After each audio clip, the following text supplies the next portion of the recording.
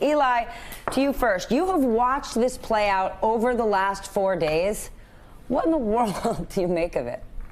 Well, it's the typical chaos, except it's about something it seems more grave than what we typically deal with. At the White House, there is a lot of confusion and trying to figure out, every time the president opens his mouth, they have to backtrack it. And so there is, even with the president, some understanding that what he did Monday did not work and they needed to do a walk back. But you can see deep within the president's DNA, his first answer is usually what he believes. When he was put on the spot standing next to Putin Monday in Helsinki several times to condemn what Putin did, to accept it, to blame him, to tell him not to do it again, he refused to do it. Almost sort of the childlike stubbornness that we see from this president, who just refuses to follow what his advisors tell him to do, doesn't want to be put in a box. But when he sees the coverage so negative reflected back to him, then he realizes, okay, we've got to walk this back. But even that has seemed half-hearted a couple days ago, saying, well, it was just this one double negative and that should clear it up. And then he responds to the question yesterday and he says, you know, he mouths no several times, and then we're supposed to believe that he was just saying he didn't want to answer the question. It's ludicrous.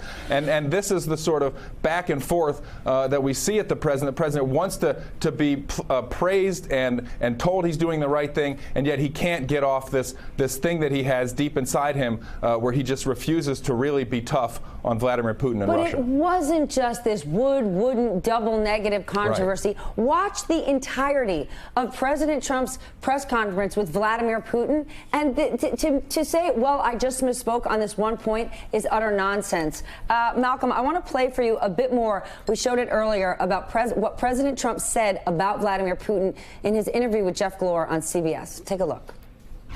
If you believe U.S. intelligence agencies, is Putin lying to you? I don't want to get into whether or not he's lying. I can only say that I do have confidence in our intelligence agencies as currently constituted. I think we have excellent people in the agencies, and when they tell me something, it means a lot.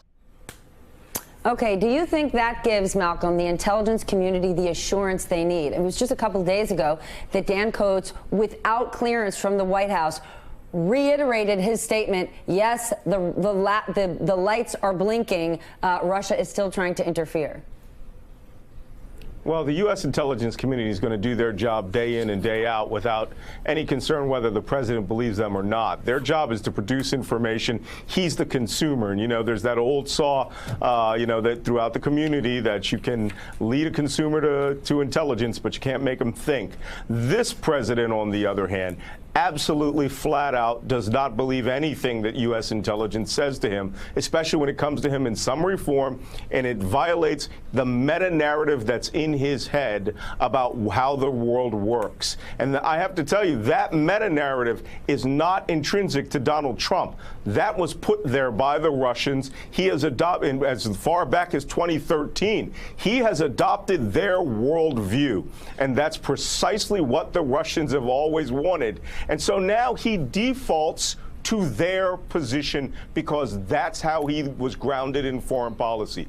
That narrative of Russia good, their money good, they want to be partners with him, they will enrich him in some way, and everybody else is out to get him. It's going to be very difficult going forward with anything until this president either disabuses himself of this opinion, or until some action forces us to have a new administration. Okay, but let's be honest, he's never actually going to do that. According to the New York Times, before the inauguration in January of 2017, President Trump was alerted that it was Putin who personally pushed this to help with this cyber attack. And still, even with that interview, Mike Lupica, with Jeff Glor, he says, well, seeing that he is the head of that country, I guess I hold him responsible. I want to show what the cover of Time magazine looks like this week, because it's chilling. It's Donald Trump and Vladimir Putin's face mashed together. And we could laugh and say it's creepy, but how serious is it? Stephanie, here's how you know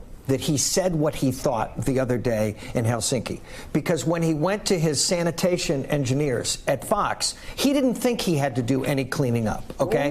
And so what you're watching now, like at the next Winter Olympics, they're going to name figure skating moves after everything this president has done over the last 3 or 4 days.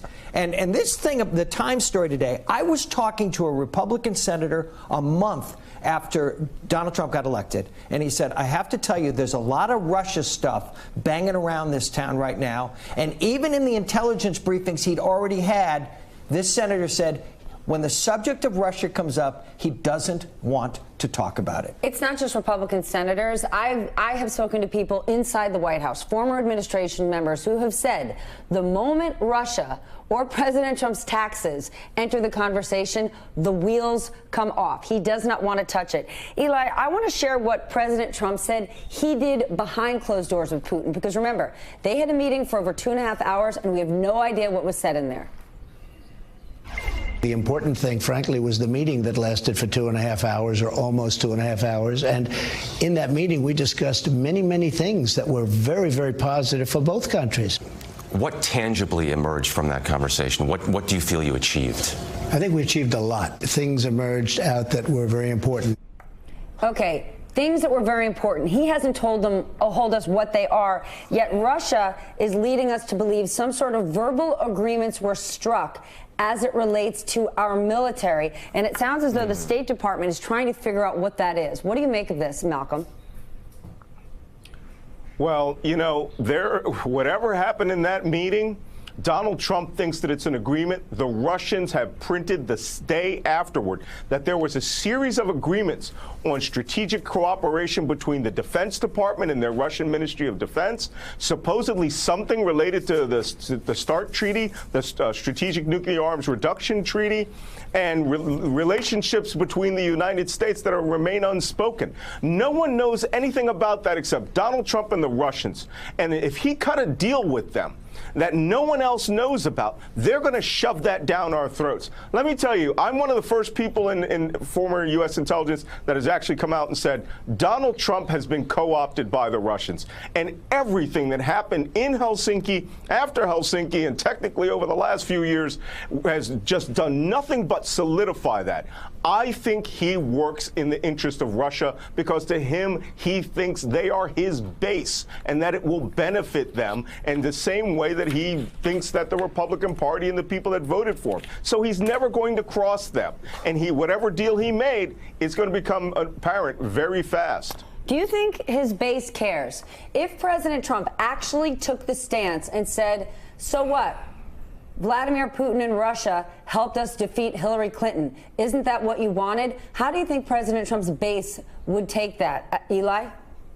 Well, I mean, just based on the reader feedback that I get this week from a lot of Trump supporters, they don't want to hear anything other than what Trump is saying, which is that he's improving relationships with Russia and that we're out to get him by criticizing or pointing out things that he says that seem counter to American national security interests. And so that is sort of where the Trump base is, even on this, although the difference, I suppose, is that we've seen Republicans in Congress react to this and come back at the president in a much tougher way than we've seen them do really on anything else. Whether that amounts to anything beyond rhetoric so far, we'll see. But as far as the Trump voter, hard to exactly define who that is, but I would say at this point, they're not too fazed by what happened on Monday. Miguel? All week long, you have been talking about how he has elevated this hoodlum, okay? And with an economy that's what, the 30th? The 30th largest trading partner, behind Chile and UAE. Steph, there is a lot of gaslighting that goes on all the time between this president and his base. But the worst that is going on this week in the shadow of Helsinki is that Putin isn't that bad. And guess what? He is. Okay, yeah. Malcolm, I turn to you on this then. One of the things they could have discussed in that closed-door meeting is the idea that Robert Mueller could interview the Russians indicted in exchange for Russia being able to interview Americans like former Ambassador Michael McFaul. I want to share what Sarah Sanders said about that. There was some conversation about it, but there wasn't a commitment made on behalf of the United States, and the president will work with his team, and we'll let you know if there's an announcement on that front. Okay, and I want to share what former Secretary of State John Kerry tweeted after that. The administration needs to make it unequivocally clear that in a million years, this would not be under consideration, period, full stop. Not something that should require half a second of consultation. Dangerous. Malcolm? Well, let me use a technical intelligence term to describe my opinion about that. This is crazy. Okay? We do not suborn the Justice Department of the United States to a hostile powers act, their prosecutorial office, which took part in a crime, attacking the United States, trying to distribute dirty tricks information, hacking into a political party, and trying to fundamentally break down the establishment of the base fundamentals of the American electoral process. We don't do that. And George Washington, John Jay, all the ghosts of our founding fathers are spinning in their graves. Donald Trump does not know what he's talking about because in the presence of Vladimir Putin, for some bizarre, strange reason, he seems to become a supine puppy and just go along with every ridiculous idea that he has. He does not and did not speak for the United States at that conference, and people need to hold him accountable. Well, it's a bizarre, strange reason, or maybe it isn't. Michael? It's funny. He responded to the reaction about him when he was coming back.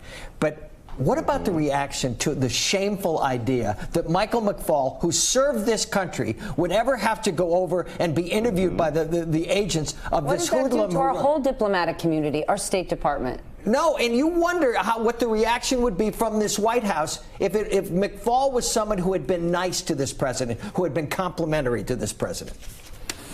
Hey there, I'm Chris Hayes from MSNBC. Thanks for watching MSNBC on YouTube. If you want to keep up to date with the videos we're putting out, you can click subscribe just below me or click over on this list to see lots of other great videos.